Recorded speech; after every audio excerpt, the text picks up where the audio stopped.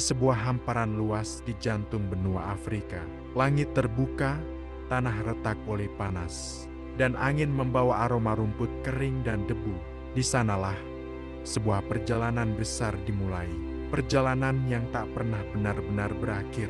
Sebuah arus kehidupan, bukan dari air, tapi dari langkah-langkah kaki. Ribuan, bahkan jutaan. Inilah migrasi raksasa.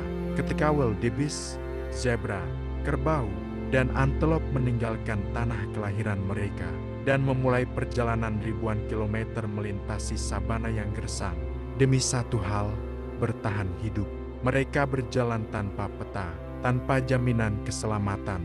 Tapi mereka tahu, di ujung perjalanan, rumput segar menunggu. Di sepanjang jalan, mereka akan menghadapi sungai yang tak mengampuni, pemangsa yang mengintai dalam diam, dan kelelahan yang bisa merenggut siapa saja yang lemah. Tapi tetap mereka melangkah, karena hidup tidak memberi pilihan untuk berhenti. Inilah kisah tentang langkah-langkah yang tak pernah diam.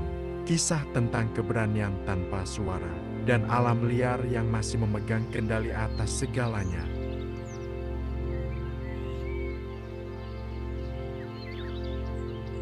Di sabana Afrika, tidak ada hewan yang menandai awal migrasi sebesar wildebeest. Tubuhnya besar, dengan janggut menggantung di bawah dagu.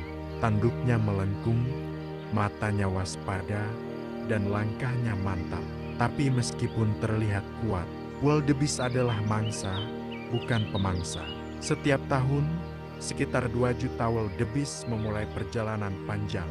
Mereka seperti air bah, bergerak bersama, menyusuri padang rumput, menyeberangi sungai, dan menantang maut. Tapi yang menarik adalah, mereka tidak punya pemimpin. Tidak ada satupun yang tahu pasti kemana harus pergi. Tidak ada ketua kawanan, tidak ada komando, hanya naluri, dan rasa haus akan tempat yang lebih hijau. Wildebeest bukan hewan cerdas secara individu, tapi secara kawanan, mereka luar biasa. Mereka bisa membaca arah angin, mencium bau hujan dari jauh, dan merespons perubahan iklim dengan akurasi menakjubkan. Perjalanan mereka bukan sekadar berpindah tempat, itu adalah cara mereka menjaga kehidupan. Di tempat lama, rumput habis. Jika tetap tinggal, kelaparan akan datang lebih dulu dari singa. Maka langkah demi langkah, mereka bergerak. Ibu wildebeest berjalan di samping anaknya, sesekali melirik ke arah langit, berharap tidak ada elang atau singa yang mengincar. Dan yang paling menakjubkan, setiap tahun, mereka mengambil rute yang hampir sama, meski tanpa peta, tanpa GPS, tanpa jejak yang tertinggal. Mereka seperti mengikuti jalur yang diwariskan dari generasi ke generasi. Begitulah wildebeest, tidak pernah memimpin, tapi selalu menjadi awal dari segalanya.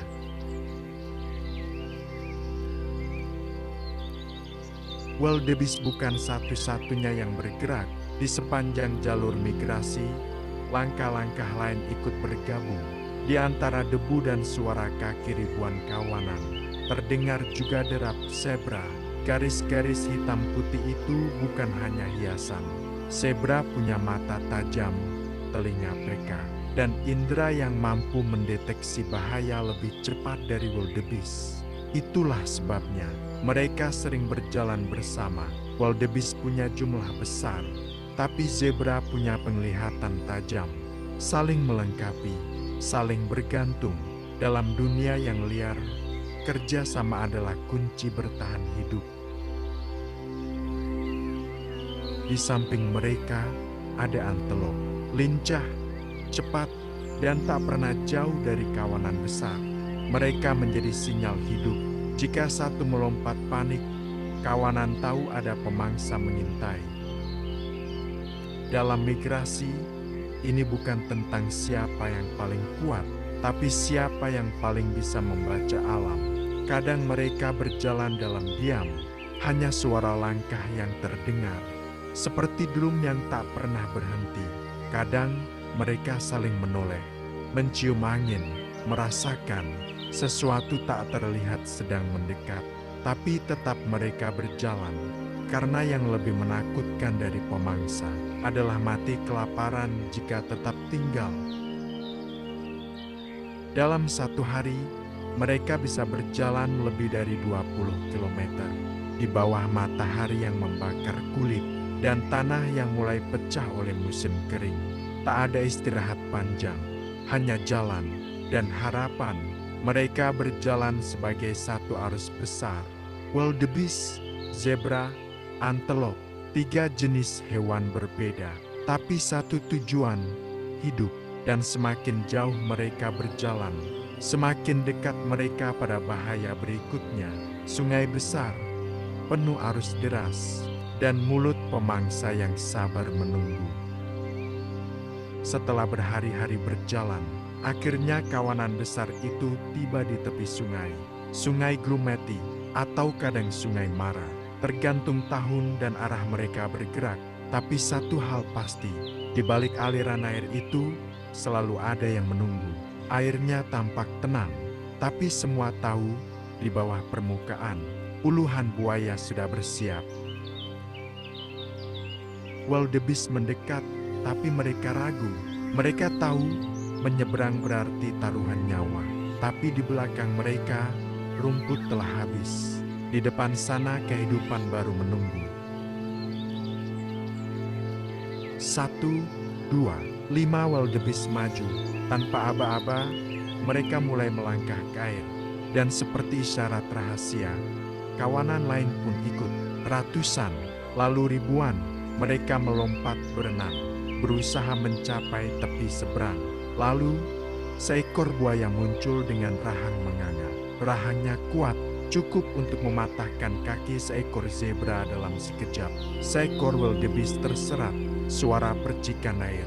Lalu sunyi, zebra ikut menyeberang. Anak-anak zebra berusaha mengikuti induknya. Tapi arus deras, lumpur tebal, dan taring buaya membuat sungai ini bukan sekadar rintangan. Ini ujian hidup atau mati. Tapi anehnya, kawanan tidak berhenti. Bahkan saat rekan mereka diterkam, mereka terus melangkah. Karena dalam hukum alam, yang berhenti adalah yang pertama mati. Di sisi sungai, pemangsa lain menanti. Singa betina, matanya tajam, tubuhnya diam seperti batu. Ia tidak langsung menyerang, tapi saat yang lelah keluar dari sungai, saat lutut mulai gemetar, saat napas tersisa setengah, itulah momen emas baginya. Inilah titik paling brutal dari migrasi. Di sungai ini, tak semua sampai, tapi kawanan terus berjalan, karena mereka tahu bertahan hidup bukan untuk yang kuat, tapi untuk yang terus melangkah. Setelah perjalanan panjang, setelah panas, debu, dan sungai penuh bahaya, akhirnya kawanan itu tiba. Di ujung sabana, hamparan rumput hijau menyambut. Langit mendung tanda hujan baru saja jatuh. Rumput tumbuh tinggi dan segar. Tempat ini, surga sementara. Wildebeest mulai menunduk, makan cepat dan rakus. Mereka harus mengisi kembali tubuh yang terkuras. Tapi bukan hanya soal makan. Disinilah kehidupan dimulai kembali. Seekor induk wildebeest menjatuhkan diri ke tanah. Perutnya besar. Detik berikutnya, bayi kecil lahir.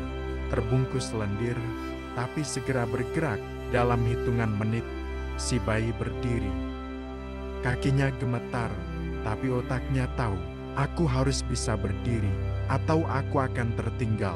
Tidak ada waktu untuk belajar perlahan. Di alam liar, setiap detik adalah pertaruhan. Bayi-bayi wildebeest lahir hampir bersamaan, ribuan di hari yang sama. Ini strategi alam. Saat jumlah bayi banyak, peluang selamat lebih tinggi. Singa, hyena, bahkan burung pemangsa akan datang.